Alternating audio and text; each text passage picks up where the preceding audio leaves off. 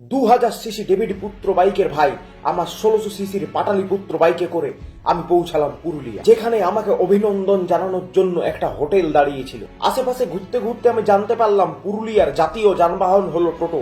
এখানে টোটো এতটাই ফেমাস যে মানুষজনের পাশাপাশি বাইক ও টোটোতে চেপেই ঘোরাফেরা করে। একটি টোটোতে করে হাত পা বেঁধে দুই মহিলাকে তুলে নিয়ে যাওয়া হচ্ছিল।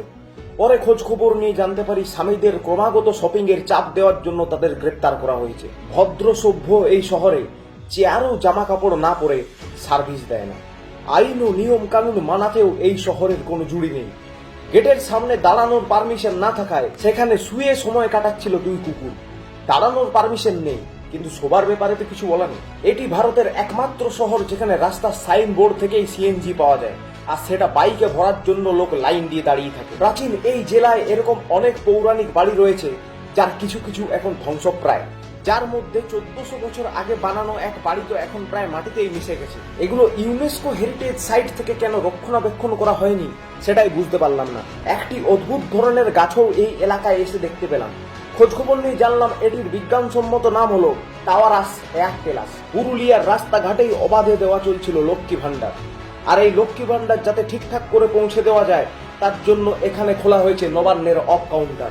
এবং এই লক্ষ্মী ভান্ডারের সাহায্য পাওয়ার পর মানুষ রাস্তার পাশেই ওপেনলি নিজেদের ঘর সংসার পেতে বসে রয়েছে। একটি পার্কে গিয়ে আমি দেখতে পাই বাচ্চাদের দোল খাওয়ার জন্য একটি অত্যাধুনিক দোলনা লাগানো রয়েছে, যেরকম এর আগে আমি কখনো দেখিনি। গান্ধী হাই বিদ্যালয়ে যে খুব হাইও নয়, সেটি এটির হাইট দেখেই বুঝতে পারলাম। যাই হোক, হাই তুলে একটু চোখ ফেরাতেই আমি দেখলাম চকলেট থেকে ফ্রিতে পাওয়া স্টিকার পুরুলিয়া স্টেশন বিল্ডিং এ লাগিয়ে দিচ্ছে কিছু বাচ্চা ছেলে, যাদের আমি ধমকে তাড়াতে গেলে উল্টো আরপিএ পেয়ে আমাকে ধমকে সেখান থেকে বাইরে বের করে দেয়।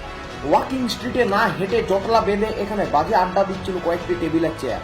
এই শহরে যে একবার আসে তার কখনো যেতে ইচ্ছে করে না, তাই গরমে ছুটি কাটাতে আসা কিছু বাচ্চাদের এক প্রকার টেনে হিচড়েই নিয়ে যেতে হচ্ছিল তাদের গার্জেনকে। পুরুলিয়া শহরের এত সমৃদ্ধির কারণ হলো এখানে পাল ট্রি অর্থাৎ মুক্তোর গাছ পাওয়া যায়, এবং সবুজ আর গেরুয়ার যে জোট হতে পারে সেটা এই শহরে এসেই আমি জানলাম। কিছু দূর এগিয়ে গিয়ে এরকম সুন্দর একটি কাপেলকে প্রেম করতে দেখে আমার মনটা খুব ভারী হয়ে যায়, যার কারণটা অবশ্য আমি বলবো না। এবং আমি ঠিক করি যে আমি বাড়ি ফিরে যাব। পশ্চিমবঙ্গে নার্সিং করাটা এতটাই ফেমাস যে রাস্তার সাইনবোর্ডও নার্সিং পাস করে এসেই তবে রাস্তার কাজে লেগেছে। এরপর একটা সেকেন্ডও আমি আর দাঁড়িয়ে না থেকে বাড়ি ফিরে যাই।